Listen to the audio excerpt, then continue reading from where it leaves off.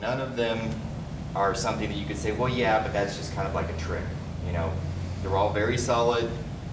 Don't worry about that part. But like Steve said, we would all feel remiss if we didn't show them to you because they are all standard. Okay? All right, give her a bit. The last one, go ahead and be on elbows and knees.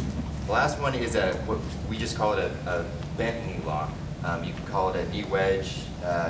Some Brazilian guys will call this a calf slicer. There's a very big difference that I'll get to in a minute that differentiates it between them.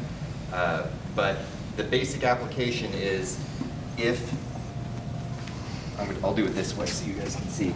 If I jam my shin in the back of his knee,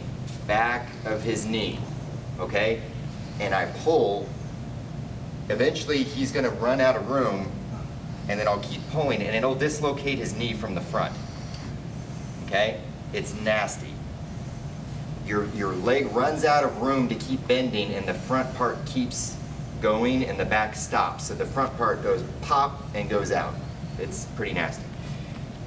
So I just keep going, and he'll tap. All right? That's the basic application. Now, the difference between that and a calf slicer is a calf slicer attacks the calf. Okay? This is basically a calf slicer. Okay? I might get into it from a different situation where I'm here. You know, I do this.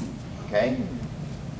That is strictly on his calf. That is a nerve compression lock. Okay? It hurts. It's not going to make everybody tap out. Okay? It might cause some nerve damage, but it's not going to permanently hurt them. You whip somebody's knee out of socket, that will permanently hurt them. Okay? So they know that.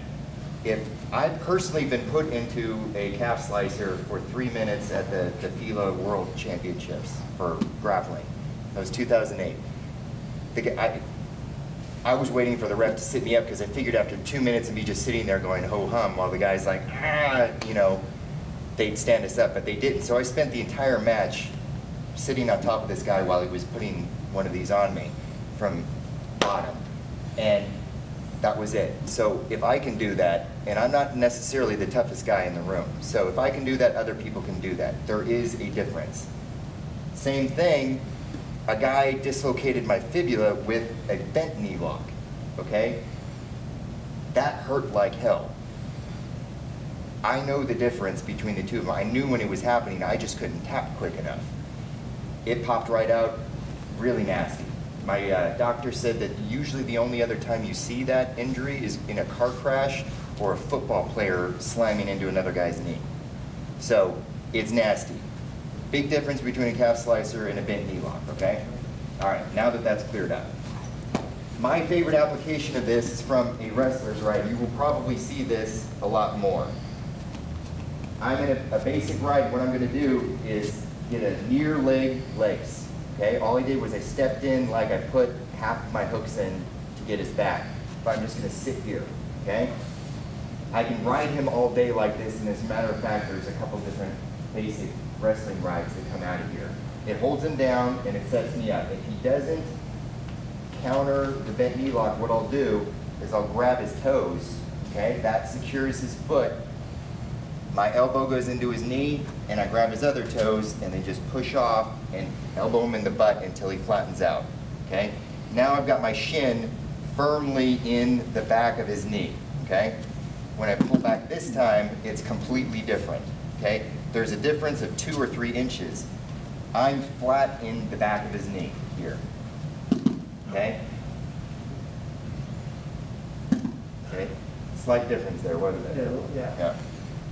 This one, I shouldn't need to push right here because it's right in the back of it. Oh, it's huge. Yeah, okay? Good job, Ben. All right, so let's practice the near legs, okay? All you have to do is get in a back ride, step through, and lace his leg, okay? This foot goes up, grab the toes, elbow him in the butt, and sit back. Don't roll back, just sit on your butt, okay? Try it.